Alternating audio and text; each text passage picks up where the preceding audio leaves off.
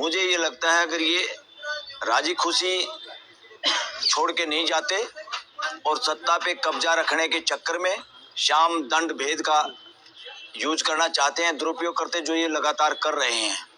वोटों में गड़बड़ी, एमएलए एमपी को खरीदना, ये लोकतंत्र की हत्या ये पहले कर चुके हैं।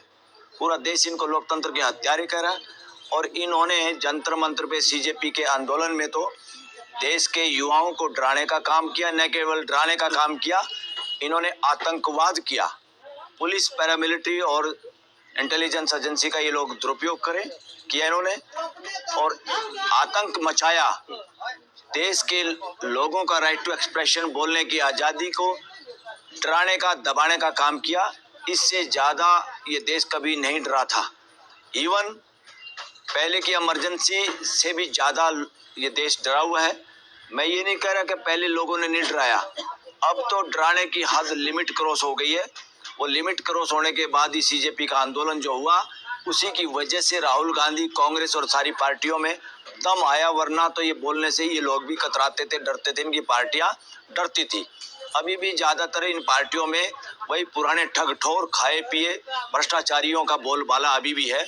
उन सब को दूध में से मक्खी की तरह निकालना होगा। अगर राहुल गांधी वाकई ईमानदार हैं देश के प्रति, संविधान के प्रति, इनकी पार्टी में जितने भी पुराने खाए पिए और ठग ठोर लोग हैं जो बोल नहीं पाए, जो इन सब लोगों की ड्यूटी थी, जब सरकार गलत काम करी थी, इन सब की ड्यूटी थी बोलने की। देश का बोलने की आज़ादी जो कम हुई है, उसमें अपोजिशन का भी उतना ही रोल है, उतनी जिम्मेदारी है। अब राहुल गांधी ने जो कहा, इनको सोने नहीं देंगे, ये देश का बयान है जो राहुल गांधी कम से कम समझ गया कि देश की भावना क्या है। अब राहुल गांधी देर आए दुरुस्त आए, वही भाषा बोल रहा है जो देश की आवाज़ है। और इसलिए अगर ये इस्तीफा नहीं देंगे तो मुझे ऐसा लगता है कि फ्यूचर में इस देश का पहली बार ये हो सकता है कि प्राइम मिनिस्टर भी और गृह मंत्री दोनों जेल में जाएं और मुकदमों का सामना करें। लेकिन सर, लोग तो धमकियों से नहीं चलेगा ना, जनता ने चुना है। जब दोबारा नहीं, जनता ने चुना है, इस पे भी शक है। इसलिए लोग चोरी चकारी की, ठगी ठोरी की सरकार इसमें कह रहे हैं। और इसमें हकीकत है, अगर सर्वे करोगे देश में या इन लोगों का नार्को टेस्ट होगा तो इनको पता है इन्होंने क्या क्या। इसीलिए तो प्राइम मिनिस्टर और गृह मंत्री पार्लियामेंट में घुसने से डर गए। जो आदमी पार्लियामेंट में लंबा लेट के नतमस्तक होता है, वो पार्लियामेंट में ड्रामेबाजी करने तो पहुंच जाता है, वंदे मातरम करके अपने आप को देशभक्त साबित करने के लिए उधर से भाग गया। डेमोक्रेसी में बोलना, हर बात का जवाब देना मर्जी नहीं है, जिम्मेदारी है। जिम्मेदारी इन लोगों के बस की बात नहीं है, क्योंकि ये दोनों साजिश में शामिल हैं। देश के बच्चों की पिटाई, महिलाओं के साथ एक तरह से बर्बर व्यवहार और उनके प्राइवेट पार्ट्स तक को भी छेड़ा गया, डंडे घुसाए गए और बैलेट गन चलाई गई। लोगों की आंखें और चेहरे खराब हो गए। इसलिए हुक्म इन्होंने दिया था। ये बोल नहीं सकते कि पुलिस ने गलत काम किया है, क्योंकि पुलिस वाले फिर बताएंगे कि हमें तो इन्होंने ऑर्डर दिया था। और माफ़ी मांगे तब ये मरते हैं, ना पे माफ़ी मांगे तब भी मरते हैं। ये अपने आप को शेर दिखाने के लिए माफ़ी मांग नहीं पाए। देश के सामने डेमोक्रेसी में माफ़ी मांगनी पड़ती है और अब ये माफ़ करने वाला अपराध इन्होंने नहीं किया। इसमें माफ़ी का कोई खाना नहीं है, इनको माफ़ करने का भी कोई गुंजाइश नहीं है। इन दोनों को इस्तीफा देना चाहिए। दोनों ने देश के साथ गद्दारी की है, अपराध किया है। अगर उस काम में और कोई प्राइवेट लोग इस तरह का काम करते तो वो यूएपीए में बंद होता। अब देश की आवाज़ है, इन दोनों को यूएपीए में मुकदमा दर्ज करके अंदर ठोका जाए, प्राइम मिनिस्टर को भी और गृह मंत्री को भी। लेकिन राहुल गांधी कह रहे हैं कि पागल कर दूंगा, रातों को सोने नहीं दूंगा, जो धमकी है ना, ये राहुल गांधी की धमकी नहीं है, ये देश का भाव है, देश की फीलिंग है। देश की फीलिंग ये नहीं होती तो राहुल गांधी में भी इस तरह की भाषा बोलने की हिम्मत नहीं थी। ये देश की हिम्मत है, युवाओं की हिम्मत है। ये इस आंदोलन के जरिए, सीजेपी आंदोलन के जरिए देश का वो फीलिंग बाहर आ गई। और सैल्यूट है सोशल मीडिया को कि आप लोगों के जरिए देश को एक दूसरे की बात पता चल गई कि हम सारे एक ही प्लेटफार्म पे एक ही तरह सोचते हैं। अगर गोदी मीडिया होता, जितने सालों तक गोदी मीडिया हावी रहा इस देश के अंदर, देश की आवाज़ दबी रही, देश इकट्ठा नहीं हुआ और जाति पाति में बांटने में सरकारें और ये मीडिया, गोदी मीडिया सफल रहा था। अब गोदी मीडिया की ऐसी तैसी कर दी है तुमने, आप बधाई के पात्र हो। अगर देश में इस तरह का कोई होता, मेरे जैसा आदमी भी सरकार में होता, तो मैं 26 जनवरी 15 अगस्त पे आप लोगों को सबको सम्मानित करता। कोई अलग से कोई नया प्राइज हो करके जिसने देश को जोड़ा है। धारा की मीडिया तो अपना काम कर रही है अच्छे से। कौन सा मीडिया? मुख्य धारा की जो मेन स्ट्रीम मीडिया है। मेन स्ट्रीम मीडिया गद्दार मीडिया, भ्रष्टाचारी मीडिया, देश के लिए ठग मीडिया और देशद्रोही मीडिया है वो, जो गोदी में बैठते हैं। उनके तो लाइसेंस रद्द करने पड़ेंगे नई सरकार को। सर पूरे देश दुनिया की खबर नहीं, उनको लाइसेंस जब्त करने पड़ेंगे, उनके मालिकों को गिरफ्तार करना पड़ेगा भ्रष्टाचार में, कि देश के पैसे से चैनल चलाए मगर देश की खबर नहीं चलाई। और सर इस तरीके से राहुल गांधी तू तड़ा की भाषा बोल रहे, लोकतंत्र में तो जायज नहीं है। तू तड़ा किससे किया बताओ?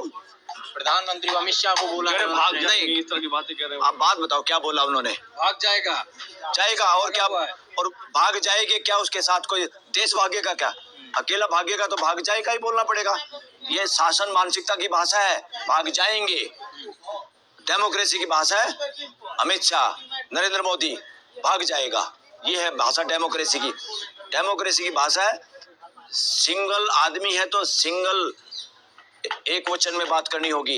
ये बहुवचन लगा लगा के इनको राजे महाराजा बना दिया हमने भाषा से।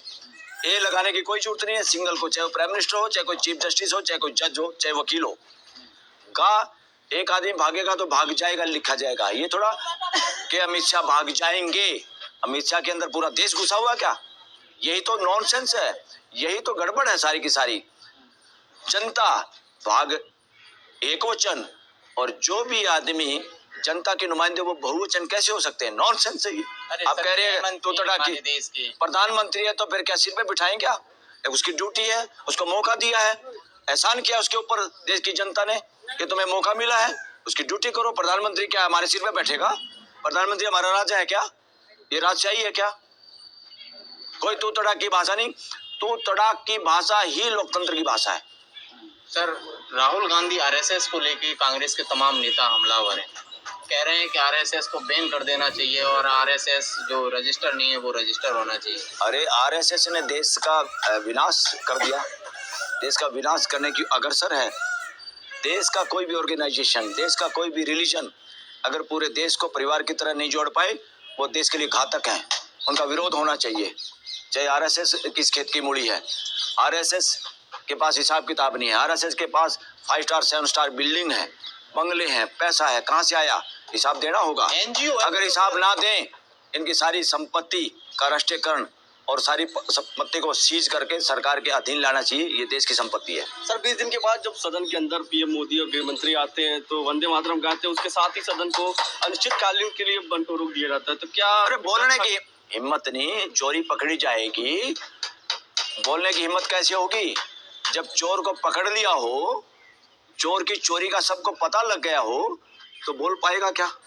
इन्होंने तो गरिमा गिरा दी है, ये भगोड़े हो गए हैं। अब इनको का इस्तीफा देश को लेना भी है और इनको इस्तीफा देना भी है, और इसलिए ताकि ये लोग भी अपनी एज ए नागरिक अपनी जिंदगी बिता पाएं।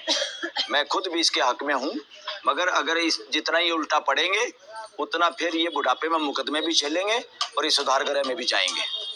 सर जिस तरह से खड़गे जिस सभा को संबोधित करते हैं मल्लिकार्जुन खड़गे, उस जगह को गंगा जल से शुद्धिकरण किया जाता है। तो इसलिए देश के अंदर अगर हालात किसने पैदा किए हुए हैं, गंगा जल शुद्धिकरण, कोई आदमी आए तो उसको शुद्धिकरण, उनको जूते मारने पड़ेंगे ऐसे लोगों को जो शुद्धिकरण के पक्ष में है और जो शुद्धिकरण कर रहे हैं।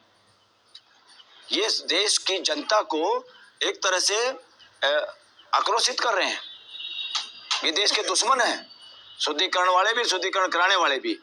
ये गंगा को भी अपवित्र कर रहे हैं, गंगा के नाम को भी का व्यापारीकरण कर रहे हैं, राजनीतिकरण कर रहे हैं। ये मुस्टंडे हैं जो भी ऐसा कर रहे हैं। ऐसे मुस्टंडों को इस देश में सबक सिखाने की जरूरत है।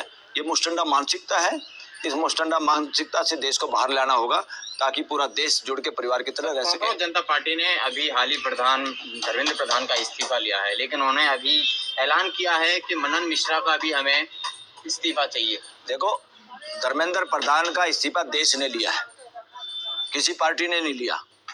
कॉकरोच जनता पार्टी के जो युवा हैं वो 2.25 करोड़ युवा हैं, वो देश के बच्चे हैं। उन सब की ताकत और उनके पीछे पूरा देश परिवार की तरह खड़ा हुआ, तब ये इस्तीफा हुआ है। इसको पॉलिटिसाइज मत करो, इसलिए इससे राजनीति ज़्यादा होगी, देश का भला कम होगा। कि कॉकरोच जनता पार्टी ने इस्तीफा लिया, फलानी पार्टी ने नहीं लिया, या फलाना नेता हो गया। नेताओं का चक्कर छोड़ दो, हमारा नेता कैसा हो ये बात करो, देश की व्यवस्था कैसी हो। सर आप लोग सबका इस्तीफा मांग रहे हैं, देश भी तो कोई चलाएगा, कुर्सी भी तो कोई संभालेगा सर। अरे जो ये सारे के सारे इस्तीफा दे दें तब भी देश में परमानेंट जो एग्जीक्यूटिव है, सरकारी मुलाजिम और अफसर, वो तो बने रहते हैं।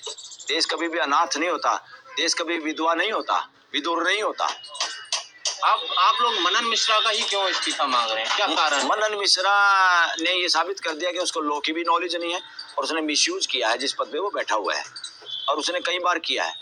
सीजेपी धरने के दौरान भी उसने वकीलों को डराने का काम किया, जो उसकी पावर नहीं, इवन बार काउंसिल की भी जो पावर नहीं है, जो ड्यूटी नहीं है, जो रिस्पॉन्सिबिलिटी नहीं है, और जब चाहे बार काउंसिल का लेटर हेड उठाते और अपनी चिट्ठी लिख के सरकार की चमचागिरी करके वो एमपी बन गया, जिसका वो पहले विरोध करता था, अब वो खुद ही एमपी बन गया। जितने एमपी राज्यसभा के हैं या एमएलए हैं या लोकसभा के हैं, जो भी वकील हैं, उनका सबका लाइसेंस सस्पेंड होना चाहिए।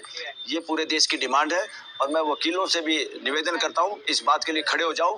ये बहुत बदमाशी चल रही है देश के अंदर, ये लोग राजनीति करते हैं, ये लोग इलीगल पैसा कमाने के लिए इस तरह के काम करते हैं और देश का पेंशन और तनख्वाह घर लेते हैं और प्राइवेट वकालत करके अपना निजी संपत्ति को बढ़ाने का काम करते हैं, देश का काम नहीं कर पाते। सर नालसा यूनिवर्सिटी ने जिस तरीके से सीजीआई का विरोध किया था कि उनके हाथों से हम नहीं लेंगे डिग्री, तो बार काउंसिल के अध्यक्ष कहते हैं कि आपका एनरोलमेंट नहीं होगा। अरे बार काउंसिल का अध्यक्ष तो इसमें कौन होता, तीसरा तेली, इसकी कोई जरूरत ही नहीं। उसने नॉनसेंस की है, उसने तो अपना दिमागी दिवाड़ापन दिखाया कि he has no knowledge of constitution and the law. उसको तो बार काउंसिल के रूल का वायलेशन खुद करता है। वो बार काउंसिल का रिजोल्यूशन सर्वसम्मति से होने के बाद हमारे यहाँ जजों को क्या बोलना है, वो कानून बना हुआ है 2006 से, और वो फिर भी माय लॉर्ड लॉर्डशिप करता है। बार काउंसिल के दफ्तर में अपनी निजी प्रैक्टिस करने के लिए अपना दफ्तर की तरह यूज करता है, मिसयूज कर रहा है। तो देश के हमारे बार काउंसिल में आमूलचूल परिवर्तन की जरूरत है।